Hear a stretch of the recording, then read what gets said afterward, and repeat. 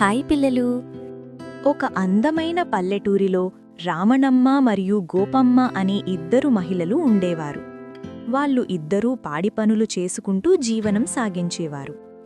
రామణమ్మ దగ్గర కేవలం 6 ఆవులు 6 గేదెలు మాత్రమే ఉండేవి.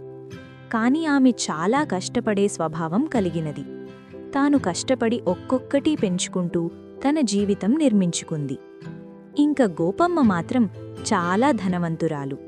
ఆమె దగ్గర 30 గేదెలు 15 ఆవులు ఉండేవి.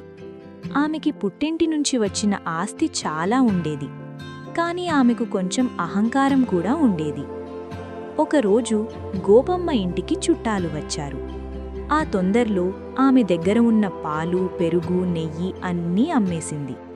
తర్వాత ఇంట్లో నెయ్యి లేకపోవడంతో రామణమ్మ ఇంటికి వెళ్లి నెయ్యి అడిగింది. రామణమ్మ ఎలాంటి సందేహం లేకుండా తన దగ్గర ఉన్న నెయ్యిని ఒక క్యాన్లో పోసి గోపమ్మకు ఇచ్చింది. కొన్ని రోజులు గడిచాయి. అంతలో రామణమ్మ కూతురు ఇంట్లో పెళ్లి ఉంది అని సమాచారం వచ్చింది. ఆమెకి నెయ్యి అవసరం ఏర్పడింది.